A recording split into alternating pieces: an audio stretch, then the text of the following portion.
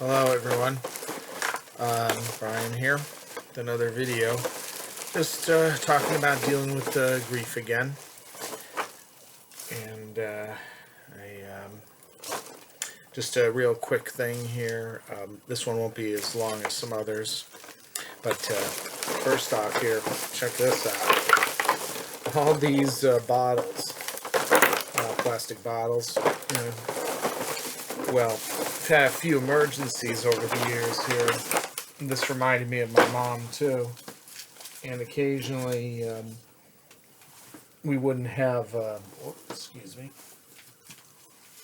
we would not have much time.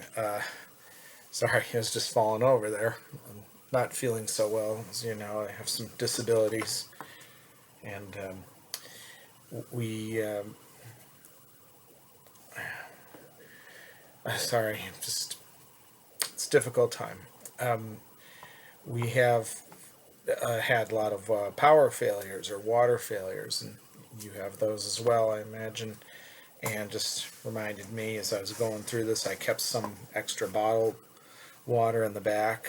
We have bottles filled with water, and we also would take these ones and just refill them, and then just in case, then they'd empty out and then refill them again. Not necessarily to drink them, because after a while it gets bad, but just to have it for other things, to use just to wash your hands if you mix it with the soap maybe, and use it with other things. It's amazing when water gets cut off, and sometimes for hours, sometimes for days.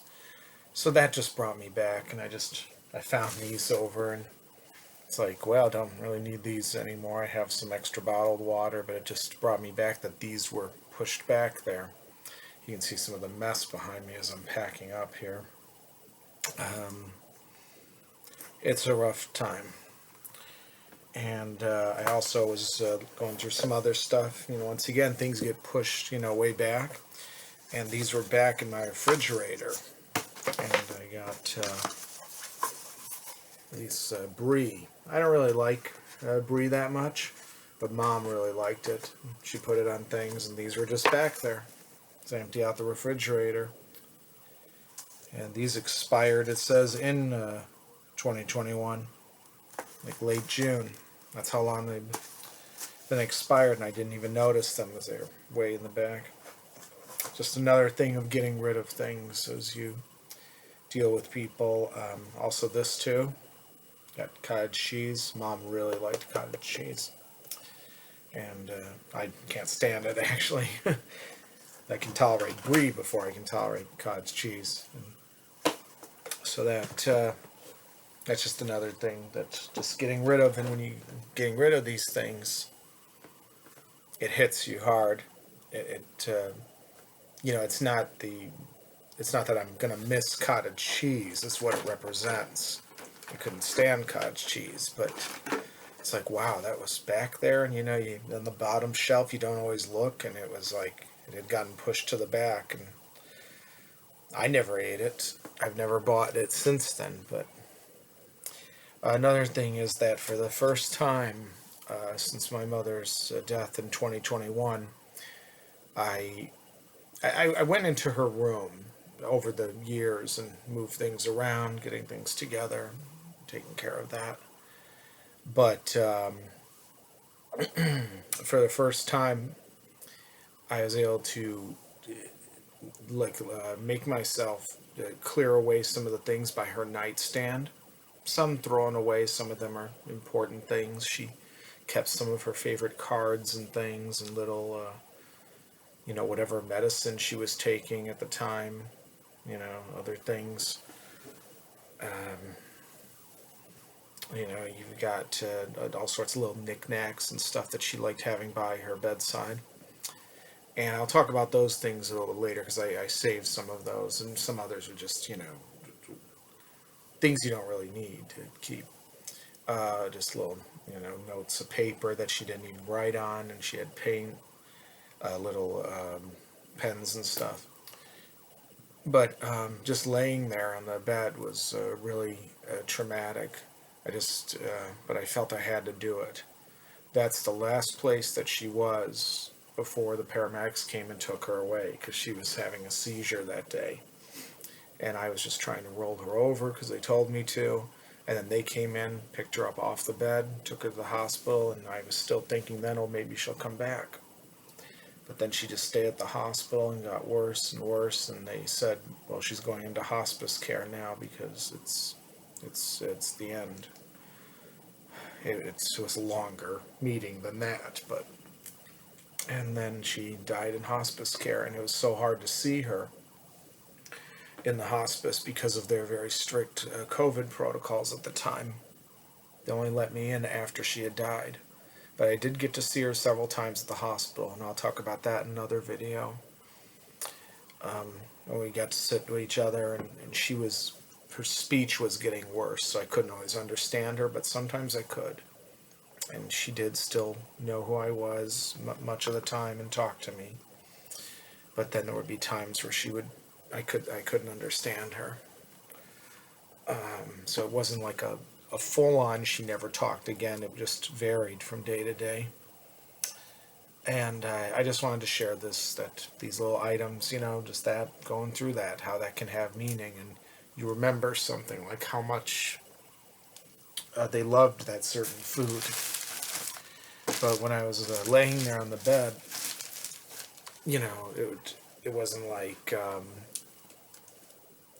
it was someplace that I didn't dare want to touch where she had been all these years. But I finally did it, and I just kind of... I don't know what to describe it. It's just something that was recommended to me by people to try doing that. So I did it. So, I will talk to some people later. Or talk to all of you later. And it's, I think that's sometimes a good thing, though. I'm glad I did it, but I guess I didn't get the total better feeling closure I thought I would. But I think it had to be done, and it's such a strange thing. Now, of course, I didn't sleep in the bed. That was her bedroom, not mine, and I helped take care of her, but I did often spend time with her in there because she was having trouble in her, even before the pandemic. My mom had some breathing issues, and she had walking issues. She needed help, and so sometimes she'd say, I need your help today. Some days she'd get up out of bed and she'd be okay walking around, but other days she'd need help, especially towards the end.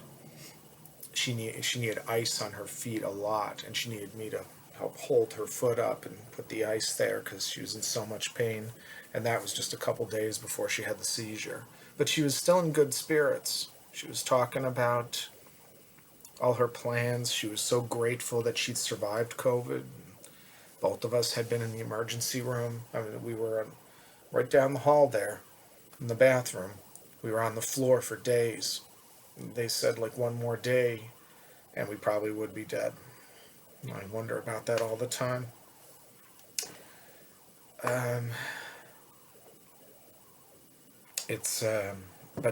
Anyway, that's a story for another time. I'll describe that. I think I've talked about it on some other episodes, but I will again. But just wanted to mention these quick things, and this, as I was doing that, cleaned away part of her room, packed up some of the things, threw away the rest, and it's like, that's done now. After all these years of not wanting to touch her stuff or her bed. So I would be in her room over the years, sitting on the bed or helping her make the bed and taking the sheets. She couldn't really do the laundry, which was a very difficult process because it's in another building. And I would go and take that and take care of her laundry, so I'd help her and we'd do the sheets. So I was sitting on the bed sometimes and, sitting there helping her, or she might be talking to me about plans. So I'd be kind of laying there kind of like, okay. So what do we have planned this week? Well, we got the doctor on Wednesday, and there's that new movie opening on Saturday, and she loves going to the movies.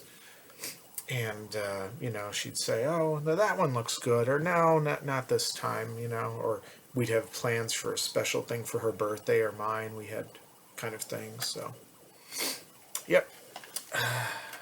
So I was in there, it wasn't like I was never in the room, but after she died, I went in there a couple times, moved some things around to rearrange other things, but I didn't want to touch the stuff on her nightstand or touch the bed itself, except to just go up against it, but not to lay on it or sit on it like I used to. It just was too painful. Not just sad, I felt sick. I felt nauseous. But I think every little bit. I had someone working with me on this stuff a while ago, a specialist. There was two of them. Actually, it might have been technically three. And one had to go because they had other emergency things. And then I got set up with another one. And that one just took off with no warning. At least the other one had given me warning and put me in touch with somebody. These are like grief specialists, and they help you go through things when you don't want to. And boy, it might have made a difference. So you really want to get those kind of people if you can. Sometimes they're free, sometimes you pay for them, but the incompetence of this one person was unbelievable. I don't blame all of them. There are good ones out there, and they've certainly helped many of my relatives at times. But just where I am, the location, this one individual just abandoned me in the middle of doing this stuff. And it just devastated me. And there wasn't any chance to say, am I doing something wrong? She just said, I don't feel this is working. And I said, explain. She didn't. And that was it. So you sometimes have to go for it yourself, but you do need help during these things. Just want to let everyone know that. Okay, have a good night or good day wherever you are. Bye for now, and just wanted to share that with some people. Bye. This is Brian saying bye for now. We'll talk again later.